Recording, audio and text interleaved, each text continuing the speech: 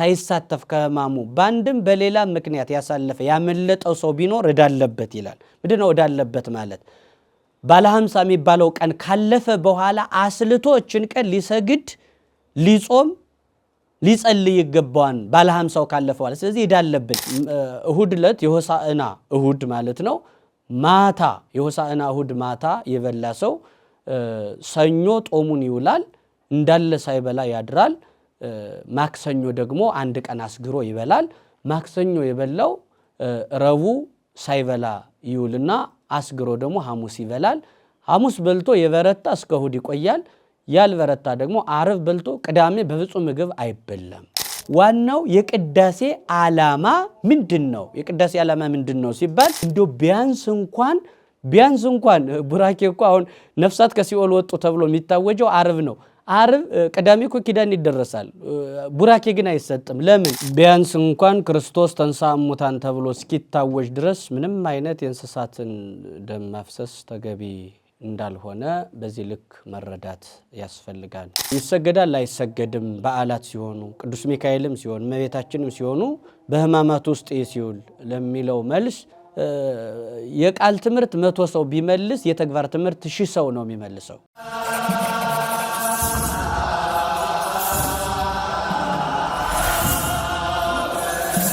ባህር ዳር ፈለገ ገነት ቅዱስ ጊዮርጊስ ሚዲያ ተከታታዮቻችን በያላችሁበት እንደምን አላችሁ? እንኳን ለጌታችን ለመድኃኒታችን ለኢየሱስ ክርስቶስ ሰሙነ ሕማማት በሰላም ሁላችሁንም አደረሳችሁ። ያው እንግዲህ ይሄ ያለው የጌታችንና የመድኃኒታችን የኢየሱስ ክርስቶስ የሕማማት ሳምንት ነው። በፈቃዱ የሚለውን ሕማማት ሲባል ደግሞ በፈቃዱ መሆኑን ሳንዘነጋ ነው። እንግዲህ በዚህ ሕማማት ከሚነሱ ጥያቄዎች መካከል ዋና ዋና ነገሮችን በዚህ ሚዲያ እንመልሳለን። ከጥያቄዎቻችን መካከል የመጀመሪያ ሆኖና ትልቁን ድርሻ የሚወስደው በተለይም በየዓመቱ ድግግሞሽ የሚበዛበት ጥያቄ በዚህ ሕማማት ይነሳ ዘንድ ግድ የሆነበት ጥያቄ ምንድነው? ይሄ ከበዓላት ጋር ተያይዞ ከአበይት በዓላት ጋር ተያይዞ የሚነሳው ጥያቄ ነው። እሱም ያው በዚህ ሕማማት ውስጥ በ2018 ያለው ማክሰኞ ዕለት በዓለ እግዚአብሔር ተደርቦ ይውላልና ይህ ነገር ሲሆን ጥያቄዎች ይነሳሉ። ይሰገዳል አይሰገድም? በዓላት ሲሆኑ ቅዱስ ሚካኤልም ሲሆን እመቤታችንም ሲሆኑ በሕማማት ውስጥ ሲውል ለሚለው መልስ 365 ቀናት ውስጥ ባሉት በዓላት ውስጥ በሁሉም ቢሆን አይሰገድም አልተባለም። ሰው ያረዳድ ክፍተት የተፈጠረው መጀመሪያ ላይ ሕማማቱ ላይ ብቻ ሳይሆን ሰው አረዳዱ የተንሻፈፈ 365 ቀናትም ውስጥ ቢሆን በእነዚህ በዓላት አይሰገድም አልተባለም። ያሰጋገድ ደረጃው ነው ዝቅና ከፍ ያለ። በእነዚህ መካከልም በሌሎች እንደው ከሕማማቱ ላውጣውና ልጀምር ብዬ ነው። ከሕማማቱ ውጪ በሆኑ ሳምንታትም በሌሎች ዕለታትም ቢሆን ዓመቱን ሙሉ በእነዚህ በዓላት አይሰገድም ሳይሆን የተባለ የጌታ በዓል ከሆነ አድንኖ ነው እንጂ የተባለ አይሰገድም የሚል ትምህርት የለም። ማይሰገድበት ጊዜ እንደውም የለም ነው ትምህርቱ። ነገር ግን ደረጃውን ዝቅና ከፍ የፍጡርና የፈጣሪ አድርገን በዓሉን ከፍና ዝቅ አድርገን ስናየው እንደየደረጃው በዓለ እግዚአብሔር የእግዚአብሔር በዓል ሲሆን በዚህ ቀን ምንድነው የሚሆን የተባለ አድንኖ ብቻ ከዚህ ከወገብ ዝቅ በማለት የእመቤታችን በዓል ሲሆን ደግሞ ጉልበት መሬት ይነካል ማለት ነው። ይሄ አይሰገድም የምንለው እንግዲህ ይህንን ነው። እኛ ይህንም አቁመን ነው የምንከራከረው። ነገር ግን ከጉልበት እጥፍ ብሎ ጉልበታችን መሬት ነክቶ የሚሰግድበት ነው ማለት ነው። የቅዱሳን በዓል ሲሆን ደግሞ የሌሎች በዓል የሆነ እንደሆነ ቅዱስ ጊዮርጊስ፣ የአቡነ ተክለ ሃይማኖት፣ የአቡነ ገብረ መንፈስ ቅዱስ የሌሎችም የቅዱሳት ሲሆን ግን መሬት ተነክቶ ይሰገዳል። ነገር ግን እነዚህ ሶስቱ ወይንም ዕለተ ሰንበታቱን ሁለቱን ቅዳሜና እሁድን ከጨመርን 5ቱ የግዝት በዓላት የሚባሉት በእነዚህም በዓላት ሲሆን የእግዚአብሔር በዓል ከሆነ አድንኖ የቅዱስ ሚካኤል የእመቤታችን የሆኑ ከአበይት በዓላት ውስጥ ስለሆኑ ቀዳሚትም ከሆነች ጉልበት መሬት ነክቶ ይሰገዳል። አስተብርኮ አድርጎ ይሰገዳል። ከዛ ውጭ ግን በሰማዕታት በቅዱሳን በሌሎቹ ከሆነ መሬት ነክቶ ይሰገዳል። በሕማማት የሆነ እንደሆን ግን ሕማማቱን ከስንፍና በላይ ምንም ይከለክለን ስንፍና ብቻ ነው እንዳንሰግድ። ምክንያቱም በሕማማት ውስጥ በዓል የሚባል ነገር የለም። 29 ነው እንጂ የሚውለው በዓል ዋላ አይባልም። በዓልማ ቢሆን ንግስ ይሆን ነበር። ለምን ቤተክርስቲያን ንግሱን አቆመችው ታዲያ? ለምንድን ነው ማናነግሰው? ማናነግስበት ምክንያት እኮ በዓል የለም ማለት ነው። 29 የሚለው ቀኑ ነው የሚውለው እንጂ በዓል የለም። ከሕማማቱ ውስጥ በዓል የሚባል ነገር የለምና የተወደዳችሁ ተመልካቾቻችን በዚህ እንደ ጀማሪ ክርስቲያን 10 ዓመት ሙሉ እንዲሁ ባለማደግ እዛው ላይ መርገጥም አዲስ አማኝ መምሰልም የለብንም። ይሰገዳል። ያው እንግዲህ ሁሉም በየደጁ የሚናገርበት ጊዜ ስለሆነ ነው የምትወዛገቡ ይገባናል። የሆነ ሆኖ በዚህ አጋጣሚ ስግደት ይሰገዳል የሚለውም በዚህ ልክ መረዳት እንድትችሉ ነው ይህንን የምናነሳው። በዚህ ሳምንት ውስጥ እንግዲህ ያው ቅዳሴ አይቀደስም። ቅዳሴ ብቻ አይደለም አይቀደሰው፣ ቡራኬ የለም። የካህኑ ቡራኬ ይከለከላል። ጥምቀት የለም። ፍትሐት የለም። ክርስትና አይነሳም። እነዚህ ነገሮች ሁሉ የሉበትም በዚህ ሕማማት ውስጥ። ለምንድን ነው ይሄ ባለው ስምል ስም አጠራሩ የዚህ ሳምንት ስም አጠራሩ ጥቁር ሳምንት ተብሎ ይጠራል። ያው እንደሚታወቀው ቤተክርስቲያን ከመንበረ ታቦቱ ጀምሮ ከመንበሩ ጀምሮ ጥቁር የሚለብስበት የተለመደው ስርዓት የሚለወጥበት፣ እያንዳንዱ ስርዓት ሲለወጥ ደግሞ ለምንድን ነው የተለወጠው ብሎ ማሰብ ያስፈልጋል። ስለዚህ በዚህ ወቅት ጥምቀት የለም። ጥምቀት ማይኖረው ይሄ 5500 ዘመንን የሚወክል ስለሆነ 5500 ዘመን የሚባለው ጊዜ ደግሞ ልጅነት ያልነበረበት ስለሆነ ጥምቀት የለም። ፍትሐትም የለም። ያኔ በሲኦል ነፍሳት ታስረው የኖሩበት ስለሆነ የመፈታት ጊዜ ስላልሆነ ነው። በሌላ መልኩ ቅዳሴውም በዚህ ሳምንት ቅዳሴ አይቀደስም። በሕማማት ሁሉም ነገር ቁሟል፣ ሁሉም ነገር ተለውጧል ማለት ነው።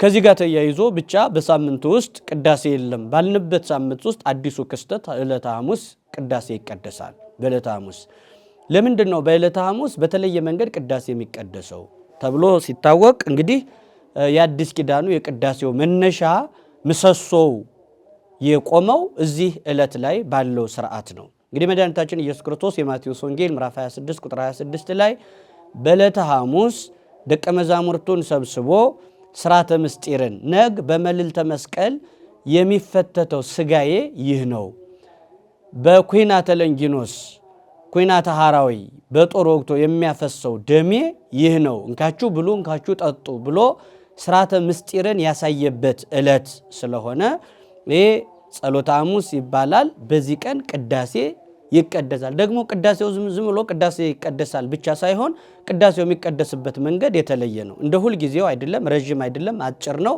በማይክ አይቀደስም፣ በለሆሳስ ይቀደሳል። ለምንድን ነው በለሆሳስ የሚሆነው?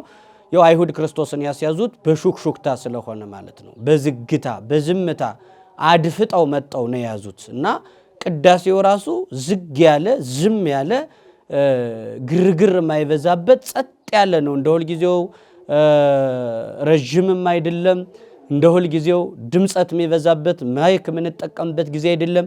የተሰጠውም ደግሞ ሰላም የሚለው አሁን በሌሎች ቅዳሴ ዕለታት ሰላም በሚለው ፈንታ ሌላ ቃል እግዚአብሔር እየተተካ አቡነ ዘበሰማያት ይተካበታል። ሰላምታ በዚሁ አጋጣሚ በዚህ ሳምንት ሰላምታ የለም የሚለው ሐሙስ ነው። ሰላምታ የሌለው እንጂ በሌላው ቀን ሰላምታ አለ። ሐሙስ ነው። ክርስቶስ ያው መቼስ እያንዳንዱ ነገር ይሄ የድርጊት ሳምንት ስለሆነ በዚህ ቀን ግን በተለየ ሁኔታ ይሁዳ መድኃኒታችን ኢየሱስ ክርስቶስን አሳልፎ የሰጠው ሰኞ አይደለም፣ ማክሰኞ አይደለም፣ ረቡዕ አይደለም፣ ሐሙስ ነው። ስለዚህ ያ ክስተት የተፈጠረው ሐሙስ በዛ ቀን ነው የሚከበረው። ስለዚህ ሰላምታ ማይኖረው ሐሙስ ብቻ ነው ማለት ነው። ስለዚህ ሐሙስ ዕለት ቅዳሴ ያለ ሰላም አይባልም፣ ሌላ ቃል እግዚአብሔር ይተካበታል ማለት ነው። ቅዳሴ መቀደሱ ብቻ ሳይሆን ልዩ ነው። ሰላሙ በሌላ ይተካል። ለምን? በዛ ቀን ግን ሰላምታ የለም። በዕለተ ሐሙስ ሰዎች ተሳስተው ሰላምታ ተሰጣጠው ቢገኙ ግን ኃጢአት ሰርታችኋል፣ በድላችኋል፣ ንስሐ ግቡ ሊባሉ ግን በፍጹም አይቻልም። ይህንን መረዳት ያስፈልጋል።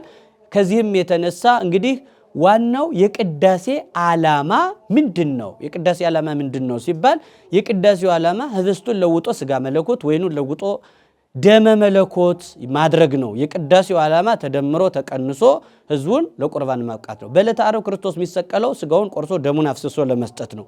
ያንን የዕለተ ዓርቡን አስቀድሞ በዕለተ ሐሙስ ይህንን ነገር አስቀድሞ ነግ እንዲህ ይሆናል ብሎ አክብሮ ለውጦ የአዲስ ኪዳን ደሜ ይህ ነው ብሎ ስለሰጣቸው የምስጢር ቀን ሐሙስ ተብላ ትጠራለች። የአዲስ ኪዳን ሐሙስ ትባላለች። የአዲስ ኪዳኑ ምስጢር የሚጀምረው ዛሬ ስለሆነ ነው።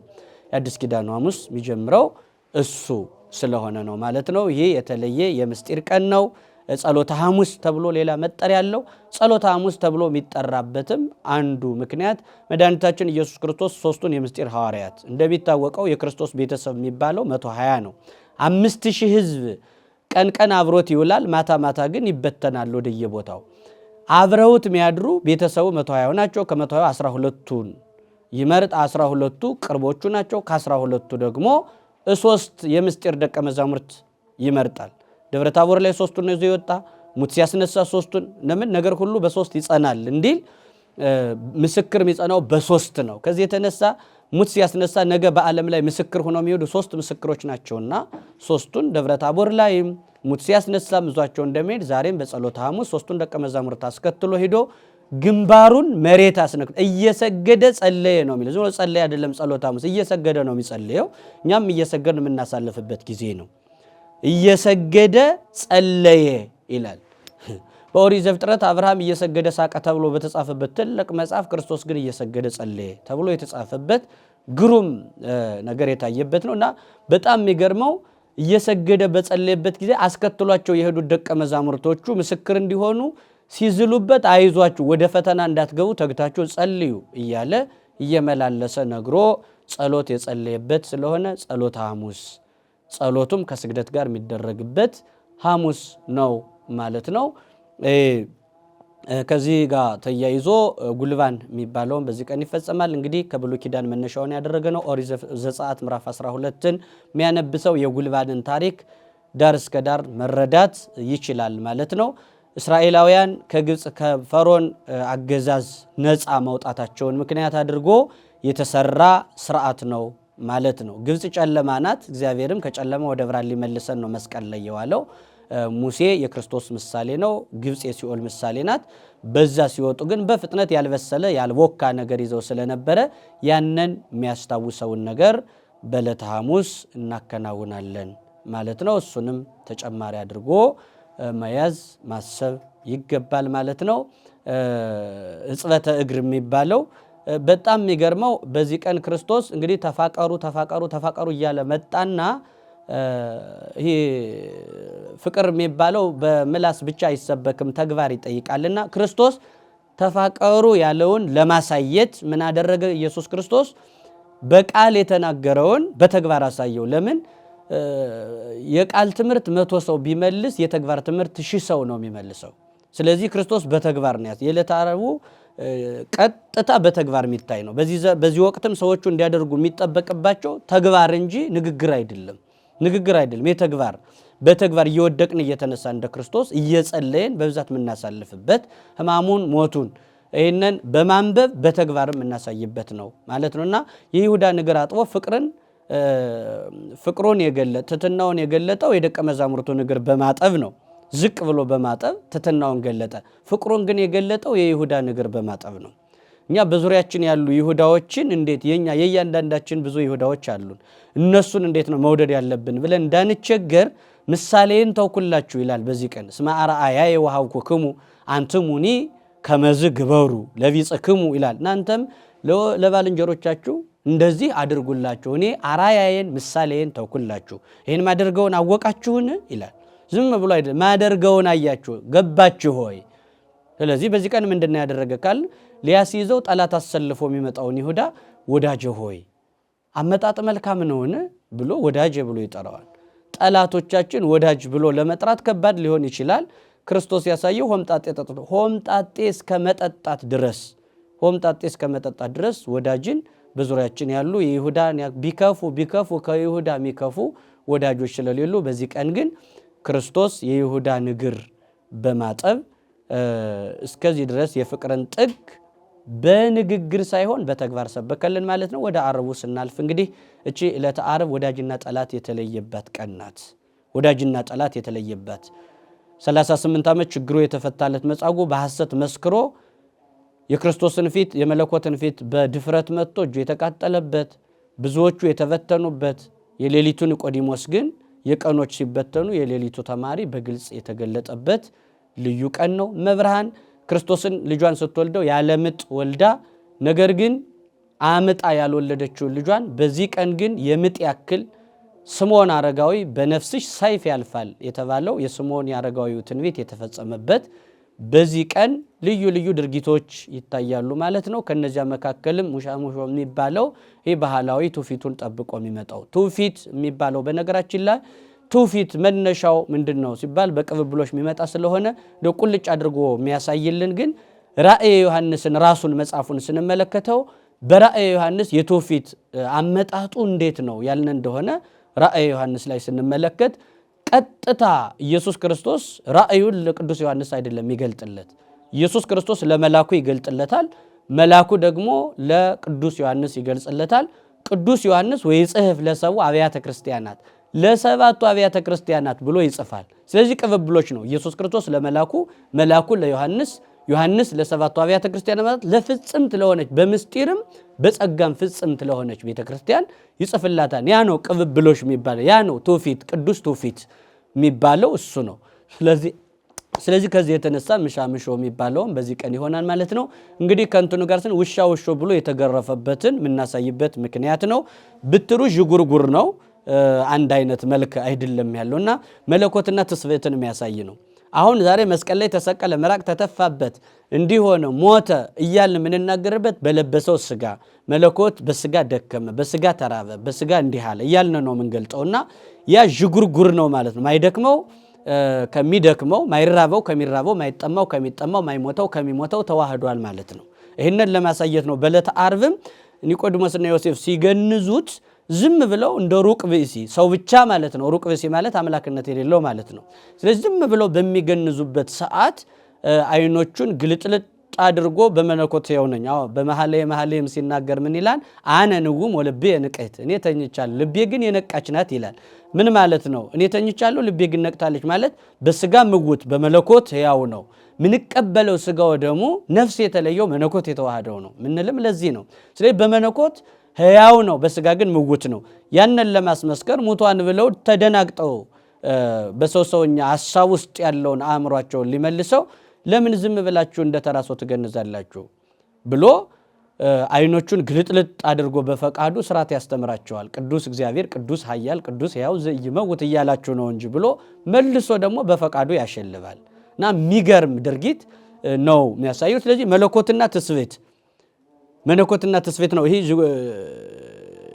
ዥጉርጉር ነው ያልነው እሱን ነው። መለኮት ከትስብእት ጋር አንድ ሆኗል የሚለውን የሚያሳይ ነው። ይህም በኦሪት ዘፍጥረት በመጽሐፍ ቅዱስ አንጻር ያየነው እንደሆነ ያዕቆብ 3 በትሮች ቆርጦ ያመጣና ከ3ቱ በትሮች መካከል ያዕቆብ ምን ያደርጋል? 3 በትሮች ቆርጦ ያመጣን በበጎቹ መካከል ጎምጅተው ውሃ ሊጠጡ ሲመጡ ወንዝ ዳር ከሚጠጡበት ገንዳ ውስጥ አንዱን በትር ይልጠዋል፣ አንዱን ከነ ልብሱ ይተዋል፣ ሁለቱን ይልጠዋል። 3 በትር ነው ቆርጦ የሚያመጣው። 2 በትሮች ይላጣሉ፣ አንዱ ከነ ሽፋኑ ይቀመጥና እዛ ገንዳ ውስጥ ሲያደርገው በጎች ሊጠጡ ሲመጡ ያንን ሽምልምሌ የሆነውን በትር ሲያዩ ይሄ ፎቶግራፍ ጽንስ የሚባለውን ያንን ይጸንሱታል። እንዳለ በትሩን ነው የሚጸንሱት። አይተው ጎምጅተው ነው የሚመጡት። ያንን ይጸንሱታል ቀጥታ ማለት ነው። እና ይህ ሁሉ ምስጢር ነው። 3ቱ በትሮች የሥላሴ ምሳሌዎች ናቸው። 2 በትሮች ተልጠዋን ማለት አብና መንፈስ ቅዱስ ስጋ ለበሱ ማለት አንዱ ከነ ልብሱ ነው ከነ ሽፋኑ ነው ማለት ስጋ የለበሰ መድኃኒታችን ኢየሱስ ክርስቶስ መሆኑን በዚያ ዥጉርጉር መካከል አንድ መለኮትና ትስብእትን ያያን፣ ሁለተኛ ከመጽሐፍ ቅዱስ ጋር ሲገናኝ ዝም ብሎ ሩቅ ነው እንዳለ ይሄ ተረት እንዳይመስላቸው፣ መጽሐፍ ቅዱስ የወጣንም እንዳይመስላቸው፣ ግምት ምናወራ እንዳይመስላቸው ለማሳየት ነው። ከዚህ የተነሳ ውሾ ሚል ድምጸትም እያወጡ ልጆች ያደርጉ ስለነበር ያ በተግባር እንዲታይ እንዳይረሳ እየተዘነጋ እንዳይሄድ ለማስታወስ ይሄ ነገርም የሚደረግበት በጣም ሰፊ ነገር የተፈጸመበት ነው። ወደ ቀዳም ስዑር ስናልፍ ግን ቀዳም ስዑር ማለት ለምለሚቱ ቅዳሜ ማለት ነው። አንዱ ስዑር ሲል ማለት ነው። ስዑር የለመለመ ስዕረ ለመለመ ሚል ግስ አለ። ነቢየ እግዚአብሔር ዳዊትም ሲናገር ምን ይላል? በለመለመው መስክ ውስተ ብሔር ስዑር ህዬ ያሃድረኒ ይላል። በለመለመው መስክ ያሰማራኛል ይላል። የለመለመ መስክ የለመለመች መስክ ምስጢሩ ተጣርቶ ሲገለጥ መንግስተ ሰማያት ማለት ነው። ለምለም መስክ የመጨረሻ ተጣርቶ ምስጢሩ ሆዶ የሚያርፈው መንግስተ ያ የለመለመች መስክ የምትባለዋ መንግስተ ሰማያት ናት ማለት ነው። ስለዚህ ለምለሚቱ ቅዳሜ ስዑር የለመለመች ቄጠማዋ በኖህ ርግብ አማካኝነት የታየችበት ስለሆነ ስዑር ለምለም ሚለውን እንመለከታለን ማለት ነው። በሌላ መልኩ ስዑር የተሻረች ሚል ትርጉም አለው ማለት ነው። የተሻረች የሚያስብለው ምንድነው ሲባል የተሻረች ቅዳሜ ማለት እስካሁን እንደሚታወቀው በዕለተ ሰንበት ጾም የለም። ጾም በዕለተ ሰንበት ስለሌለ ነው። ጋድ እንኳን በሆነበት ጊዜ ምንድነው የምናደርገው? ከጥሉላት ነው እንጂ ጾም አንጾምም። እቺ ግን የቀዳም ስዑር ቅዳሜ ግን በጾም ተሽራለች።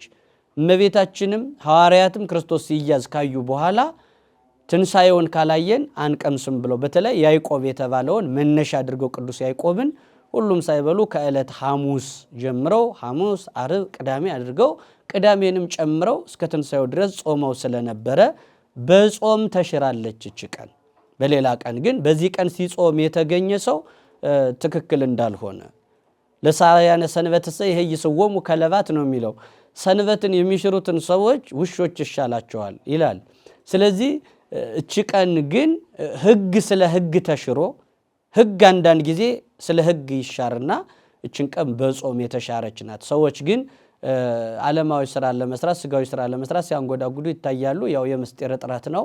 ይህን ማስተካከል ይገባን። የተሻረች ሲባል በጾም እንጂ በስራ ያልተሻረች። እንዲያውም የረፍት የመጀመሪያዋም 6ቱን ዕለታት ስራ ሰርቶ ሲጨርስ በዚህ ቀን አርፏልና ክርስቶስ መጀመሪያ ስነ ፍጥረትን በ6ቱ ቀን ፈጥሮ ጨረሰና በዕለተ ቀዳሚት አረፈ። ከስራው ሁሉ ስነ ፍጥረትን ከመፍጠር አረፈ ነው የሚለው። ዛሬ ደግሞ በመቃብር አርፎባታል። ሲሰቃይ የሰነበተው በሕማማቱ በፈቃዱም ቢሆን ያኔ ከሚሰራው ስራ አረፈ። አሁን ደግሞ ከስቃዩ አረፈ። ቺ ለረፍት ምትስማማ ቅዳሜ ናት ማለት ነው። እንግዲህ በተለይ እንደው በዚህ ቀን ሊነሳ የሚገባው በዚህ ቀን እዚህ ጋር ተያይዞ በዚህ በቅዳሜ ቀን እንግዲህ እኛ እየተረክና እያስተማርን ያለነው እቺ የጾም ቀን የአክፍሎት ቀን እንደሆነች ነው። አክፍሎት የሚባለው እግረ መንገዱን አክፍሎት የሚባለው በነገራችን ላይ የበረቱት አባቶች ሲያደርጉት የኖሩት ሕማማቱን ከ3 ከፍለው ነው። የመጀመሪያው እንዴት ነው ከ3 የሚከፈለው ሲባል ሕማማት እሁድ ዕለት የሆሳዕና እሁድ ማለት ነው። ማታ የሆሳዕና እሁድ ማታ የበላ ሰው ሰኞ ጦሙን ይውላል፣ እንዳለ ሳይበላ ያድራል። ማክሰኞ ደግሞ አንድ ቀን አስግሮ ይበላል። ማክሰኞ የበላው ረቡዕ ሳይበላ ይውልና አስግሮ ደግሞ ሐሙስ ይበላል። ሐሙስ በልቶ የበረታ እስከ እሁድ ይቆያል። ያልበረታ ደግሞ ዓርብ በልቶ ቅዳሜ በፍጹም ምግብ አይበላም። በምንም ታምር በእንደዚህ አይነት መንገድ ነው የሚጾሙት የበረቱት። ቢያንስ ይህን ማድረግ ባንችል ከቻል ከሐሙስ ጀምሮ ካልቻልን ግን ዓርብ በልቶ ቅዳሜ በልቶ የሚያሳልፍ ክርስቲያን የለም። እንደውም በጣም ሲያጠብቀው ምንድን ነው የሚለው? በዚህ ሰሙነ ሕማማት በአንድም በሌላ ምክንያት ስግደት ሳይሰግድ ሳይሳተፍ ከሕማሙ በአንድም በሌላ ምክንያት ያሳለፈ ያመለጠው ሰው ቢኖር እዳለበት ይላል። ምንድን ነው እዳለበት ማለት? ባለ 50 የሚባለው ቀን ካለፈ በኋላ አስልቶችን ቀን ሊሰግድ ሊጾም ሊጸልይ ይገባዋል። ባለ 50ው ካለፈ በኋላ ስለዚህ እዳለብን። በዚህ ሕማማት ነቅተን ተግተን ምን ሰግደው ለምንድን ነው ከተባለ እዳ እንዳይኖርብን 50ውን ቀን በሙሉ እዳ ተሸክመን እንቆያለን። ያ ሲያልፍ የግድ እናወራርዳለን ይህንን ሂሳብ እንጂ ዝም ብሎ ከተቀረ እዳ ወዮታ ያለበት ነው ማለት ነው።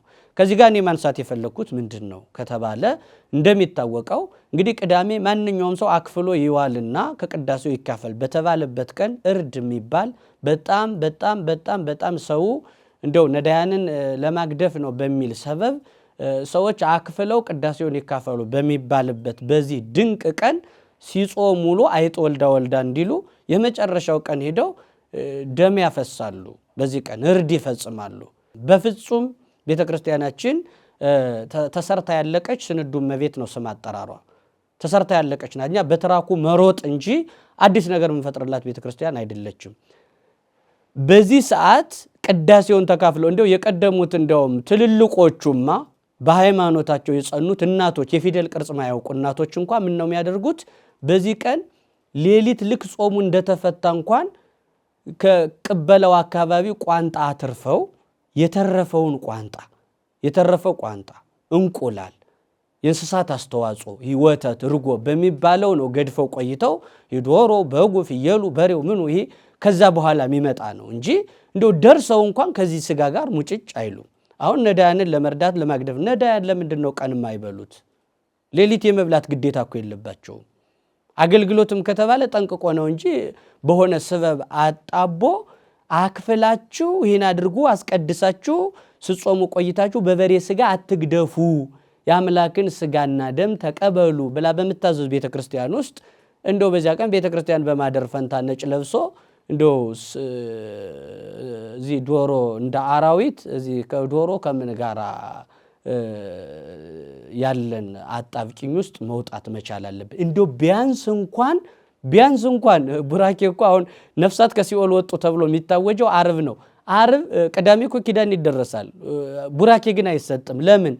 ገና ክርስቶስ ቢያንስ እንኳን ክርስቶስ ተንሥአ እሙታን ተብሎ እስኪታወጅ ድረስ ምንም አይነት የእንስሳትን ደም ማፍሰስ ተገቢ እንዳልሆነ በዚህ ልክ መረዳት ያስፈልጋል ለማለት ነው። የተወደዳችሁ አድማጮቻችን ቀደም ሲልም እንደተናገርኩትኝ እንግዲህ ከቄጠማው ጋር ተያይዞ ያው ቀዳሚት ላይ ነው ያለነውና ቄጠማ በግንባራችን እናስራለን። እንግዲህ ዋናው በግንባራችን ላይ ከማሰራችን በፊት የቄጠማውን አመጣጥ ቅድም እንዳነሳሁት ለምለም ቀዳሚ ብላ ከኖህ ርግብ ጋራ ተስፋ የሚሰበክበት ወቅት ነው። የኖህ ርግብ ድንግል ማርያም ናት። በምስጢር ሲነገረው በድንግል ማርያም ምክንያት ዓለም ድኗን ምክንያት ድህን ናት ድንግል ማርያም ማለት ነው። እንግዲህ ክርስቶስ እንዲገለጥ ድንግል ምክንያት ሆናለች። በብሉይ ኪዳን ያየን እንደሆነ ሃማ የሞት ደብዳቤ የጻፈባቸው እስራኤላውያን እንዲድኑ አስቴር ምክንያት ሆናለች። እዚህ ጋር ደግሞ እናታችን ቅድስት ድንግል ማርያም ደግሞ ክርስቶስ ዓለምን እንዲያድን ምክንያት ድህን ሆናለች ማለት ነው። በርግቧም ትመሰላለች። የኖህ ርግብ ላይ የምንመለከተው ምንድነው? ጎድሏል ጠፍቷል የሚል የተስፋ ምልክት የሆነ አረንጓዴ ቄጠማ የያዘች ርግብ እንመለከታለን። የአዲስ ኪዳኗ ርግቤ እያለ ሰሎሞን የሚጠራት ርግባችን ቅድስት ድንግል ማርያም ደግሞ ሐጸማየ አይህ ነትገማየ ኃጢአት የኃጢአት ውሃ የመርገም ውሃ ጎደለ እያለች ተስፋ ጸንሳ ትገኛለችና ከዚህ የተነሳ ቄጠማው በዚህ በኩል የሚያልፍ ነው። በግንባራችን የምናደርገው እንግዲህ መድኃኒታችን ኢየሱስ ክርስቶስ በአምስቱ በዋናነት የክርስቶስ የተቸነከረባቸው መስቀሎች ችንካሮችን ስንመለከታቸው በዋናነት 3 ናቸው። ነገር ግን 5ቱም አልተሳተፉም አይባልም። ሳዶር በሚባለው አመሳቅሎ የያዘ ነው። ሳዶር የሚባለው አመሳቅሎ የያዘ ነው። መስቀሉ ተመሳቅሎ የተቀመጠበት ነው። አላዶር ቀኝ እጁ ያረፈበት ነው። አላዶር ዳናት የሚባለው ደግሞ ግራ እጁ ያረፈበት ነው። አዴራ የሚባለው 2 እግሮቹ በአንድ ላይ የተያዘበት ነው። ሮዳስ የሚባለው ግን ያንን ሰብስቦ ኢየሱስ ናዝራዊ ንጉሥ አይሁድ የሚለውን ሰብስቦ በሙሻ ዘር ያያያዘበት ነው። እዚህ ራሱ ላይ ያያያዘበት ነውና ልክ ይሄ ሮዳስ እንደሚባለው ራሱ ላይ የተያያዘበትን ከዛ ጋር ሄዶ መግጠም እንዲችል ቄጠማውን በዚያ ልክ እናስበዋለን እናስታውሰዋለን ማለት ነው። ነገር ግን እዚህ ጋር መታሰብ ያለበት ሰው ምንድነው በዚህ ውስጥ ያለው የነገረ ድህነት አስኳሉ ትምህርቱ ምንድነው ሚል ነው እንጂ ሰው አሁን በጣም ተራ የሆነ ምሳሌ ነገር ላይ መቆም የለበትም። ሰው በጣም ይሄን አጥብቄ መናገር እፈልጋለሁ። ሰዎች ምንድነው አሁን የሆሳዕና ሰዎች ለምንድነው ቄጠማ ቀለበት እዚህ እያደረጉ ለምንድነው ቀለበት ጣታቸው የሚያስሩ ለምንድነው እዚህ በራሳቸው የሚጠመጥሙት ቄሶች ሁሉ ምን ሁሉ ይጠመጥማሉ ምናምን? እንግዲህ ሐዋርያት አልጠመጠሙም። ሐዋርያት በጣታቸው አላደረጉም። የዘንባባው ተተርጉማን በዕለተ ሆሳዕና ምስጢር አለው። እዚህ አልተጠመጠመም፣ በጣትም ቀለበት አድርገው አላደረጉትም። ይሄ በዘመን ብዛት ሰው እያደረገው እየተጠበበበት የመጣ ነው። ራሱም የሚያደርገው ወገቡ ላይ የሚሰራው ወጣቱም የሚያደርገው ምንም የሚያፈርሰው ነገር የለም። ቁም ነገርም አይደለም ያኛው። ዋናው እንትኑ አለ ወይ አለ። በዚህ ተጠምጥሟል አልተጠመጠም፣ ሐዋርያት አላደረጉትም። አድርጎት ቢገኝ ግን ሰው ምንም የለው። ሰው ግን ለምንድን ነው ጣቴ ለዚህ ሊሆን ለምን በራስ የተጠመጠመ የሚል ጥያቄ አያጸድቅም። ለነገረ ድነትም ለአንድ መንፈሳዊ ሕይወቱ ላደገ ክርስቲያን ምንም አይጠቅመውም። ድህነቱ ምንድን ነው የት ላይ ነው ያለው የሚለው በጥያቄ መካከል በጣም መነሳት ያለበት ምንድን ነው በዚህ ሕማማት ውስጥ ማድረግ ያለብኝ ሱታፊ አምላክና ይሄ ከአምላክ ጋር መደረግ ያለበት ተሳትፎ እንደ ስምዖን አንድ ምዕራፍ አግዞታል። እኔስ ምንድን ነው በሕማሙ ተሳትፌ ማገዝ ያለብኝ? እንደ ስምዖን መስቀሉን መሸከም መቻል ባትችል እንኳን ቬሮኒካ ላቡን በመጥረግ ቤቷ ሄዳ ስታየው ስዕሉ ስነ ስቅለቱ ማየት ይችላለች። ስለዚህ እዚህ ለመሳተፍ ተሳትፎ ውስጥ ለመግባት እንዳያልፈኝ ክርስቶስ ምን ብሏል? መስቀሌን ተሸክሞ የማይከተለኝ ቢኖር ለኔ ሊሆን አይገባም ነው ያለና ይሄ መስቀል ይዞ የሆነ ነገር ደረት ላይ የሚደርስ የሚያልፍ መስቀል ይዞ አይደለም፣ እሱን አይደለም። መስቀል መከራው ላይ መሳተፍ መቻል ነው እና እነዚህ በጣም ያደጉ ጥልቀት ውስጥ ገብተው ያሉትን እንትኖች ላይ ማንሳት ነው የሚገባ እንጂ የተንጠለጠሉ ተራ ጥያቄዎች ላይ ሐሳባችንም ቁም ነገራችንም ተንጠልጥሎ እንዳይቀር ነው ማናበዛባቸው። የሰማነውን በልቡናችን ያሳድርልን።